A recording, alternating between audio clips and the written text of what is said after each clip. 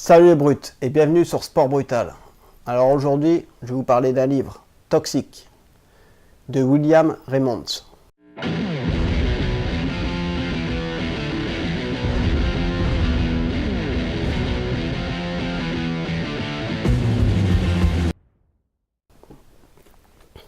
En fait, c'est toxique, obésité, malbouffe, maladie, enquête sur les vrais coupables. Alors c'est une enquête qui s'est déroulée en 2006 de mémoire. Donc là le livre a été publié en 2007. Je connaissais pas. Moi c'est Amazon qui me l'a suggéré. Donc ça avait l'air pas mal. J'ai sauté le pas. Et je peux vous dire que j'ai pas regretté. Surtout livre de poche, 6,90 €. Donc en fait c'est une enquête parce que l'auteur, il s'est aperçu en se baladant qu'il y avait de plus en plus de personnes obèses. Donc pour lui, en fait, il a commencé à enquêter, à regarder les chiffres et tout. Et il s'est aperçu que c'était même plus qu'une épidémie, c'était carrément une pandémie. Donc dedans, en fait, il commence à nous expliquer comment il a été sensibilisé à ça. Après, il s'est posé des questions, comment ça se fait qu'on en est arrivé là.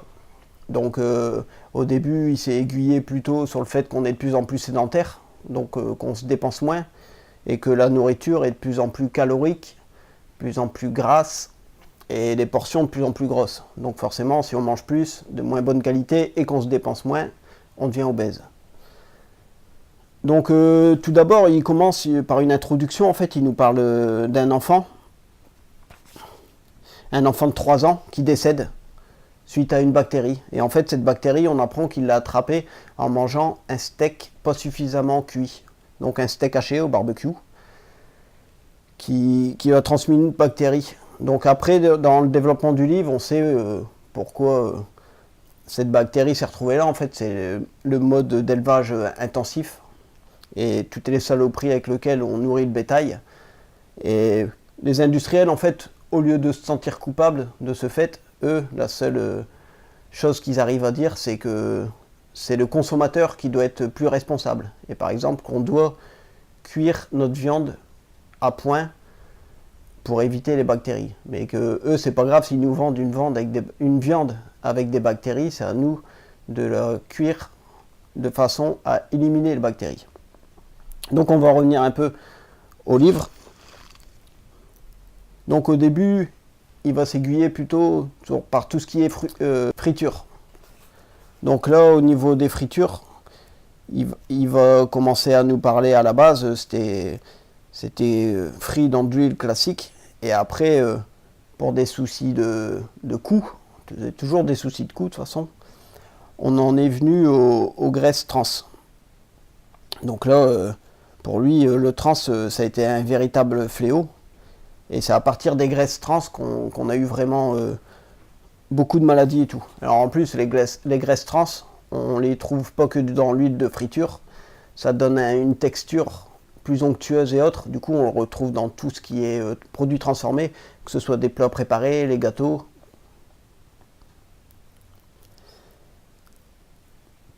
Donc lui, il fait le lien forcément avec ces produits puis les coûts. Donc c'est toujours par un souci de coût qu'on va chercher les produits le moins cher, même s'il est moins bon pour la santé. Donc il va en venir aussi à parler du sirop de maïs, donc sirop de glucose, fructose. Donc c'est ce qui va remplacer dans la plupart des produits sucrés, c'est ce qui va remplacer le sucre de canne, même si ce produit-là est beaucoup plus nocif.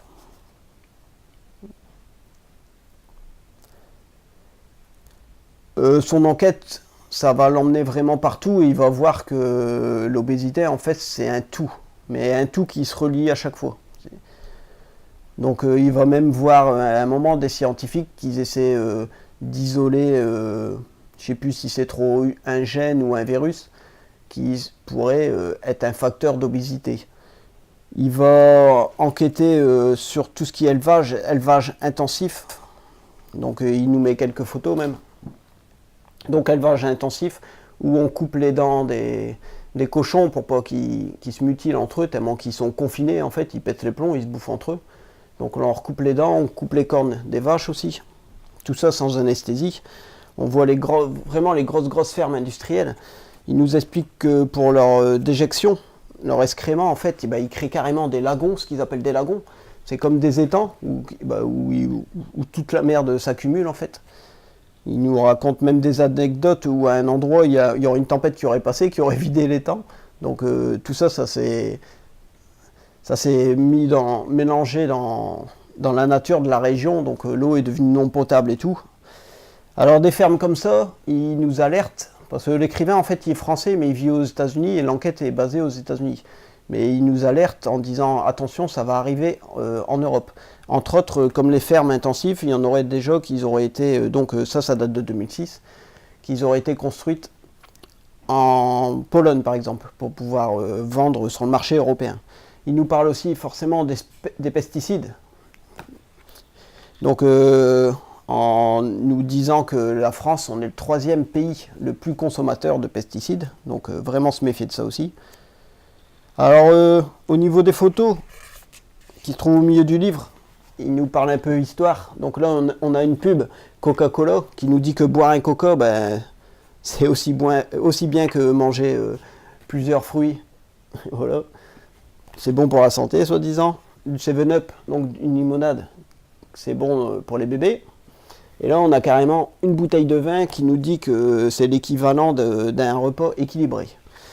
Donc, et on voit aussi qu'ils essaient de faire de la pub pour les plus petits. Donc tout ça, c'est vraiment l'industrie agroalimentaire, comme on en a déjà parlé dans d'autres livres. Mais là, c'est vraiment poussé à son extrême. Donc pour lui, c'est vraiment plus ou moins à cause d'eux qu'il y a cette épidémie d'obésité.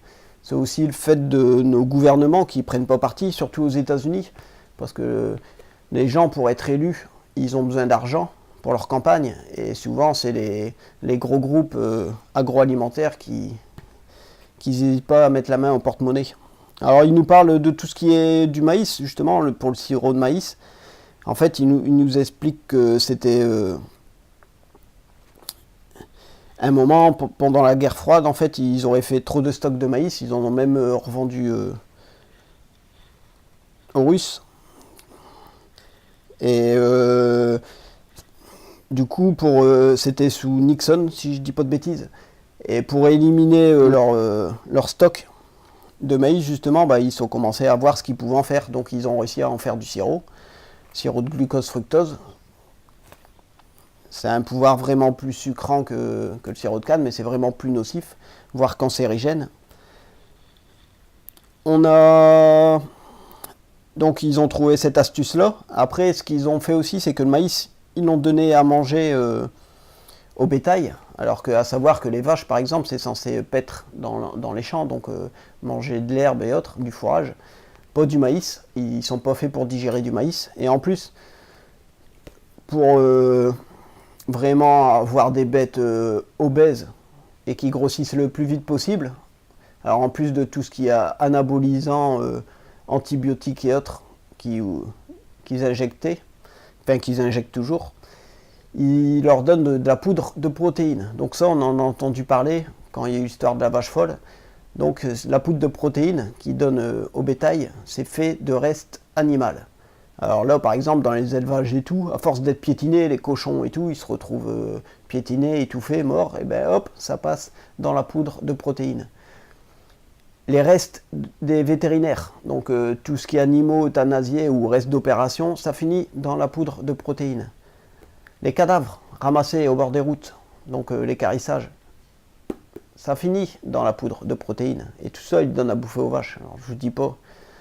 Après, on s'étonne que le petit gosse de 3 ans est mort d'une bactérie qu'on a retrouvée dans un steak haché. Forcément, à force de faire bouffer des saloperies au bétail, ça va nous impacter parce qu'au bout de la chaîne alimentaire, c'est nous.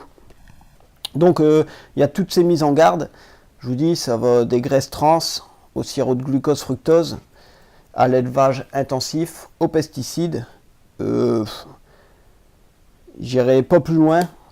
Je vous conseille de lire. Si vous avez aimé les livres Hit, vous aimerez ce livre-là. Alors de mémoire, j'ai pu voir sur Amazon que l'écrivain William Raymond avait fait un autre livre du même genre, plus récent je crois, donc peut-être une suite ou autre. Je ne l'ai pas encore lu, je vais le lire, parce que moi j'ai vraiment accroché, je l'ai lu en une semaine. Le livre il fait 300, allez, un peu moins de 350 pages. Ça se dévore tout seul, vraiment bien écrit. Une enquête vraiment poussée, je vous dis, parce qu'au début, il part vraiment du principe que c'est un problème de friture, de graisse et de manque d'activité physique. Donc en fait, c'est tout bête, c'est parce que ça, on nous le rabâche tout le temps. Pourquoi? Pour jeter la faute sur le consommateur. Pour dire, bah, c'est vous, vous bougez pas assez. C'est vous, vous mangez pas assez équilibré. C'est vous, vous cuisez pas vos steaks assez bien. Donc pas étonnant que votre gosse de 3 ans, il décède suite d'une bactérie. Donc voilà, tout ça en fait, c'est les grosses industries agroalimentaires qui nous mettent ça dans la tête, qui mettent ça dans la tête à nos gouvernements. Donc c'est vrai que c'est à nous d'être lucides, de se bouger plus, de manger mieux, de privilégier la nourriture de qualité, bio et autres, les élevages qui respectent les animaux. Des livres comme ça, en fait, ça permet une bonne prise de conscience. Je vous le conseille vraiment fortement. J'espère que cette vidéo vous aura plu. Si vous aimez mes vidéos de livres, n'hésitez pas à liker, à vous abonner, à partager. Je vous mets à chaque fois le lien Amazon dans le descriptif pour acheter le livre. À savoir que si vous utilisez le lien, moi je touche une petite com en fait en bon d'achat Amazon. Et ça me permet d'acheter des livres, du matériel aussi, ça me permettrait. Parce que à savoir que par exemple cette vidéo, c'est la deuxième fois que je la tourne, parce que tout à l'heure je l'ai tournée et j'avais pas assez de lumière et l'image a été vraiment dégueulasse, c'était flou. Alors je suis conscient qu'il faut que j'investisse dans des éclairages pour filmer, faire des vidéos de meilleure qualité. Mais pour l'instant, j'ai pas trop les moyens. Alors j'espère que ma cagnotte Amazon me le permettra. Pour 2 éclairages, il y en a pour 45-50 euros, donc on peut y arriver assez facilement. Donc si le livre vous intéresse, n'hésitez surtout pas à utiliser le lien en dessous. Et je vous dis à bientôt les brutes sur Sport Brutal.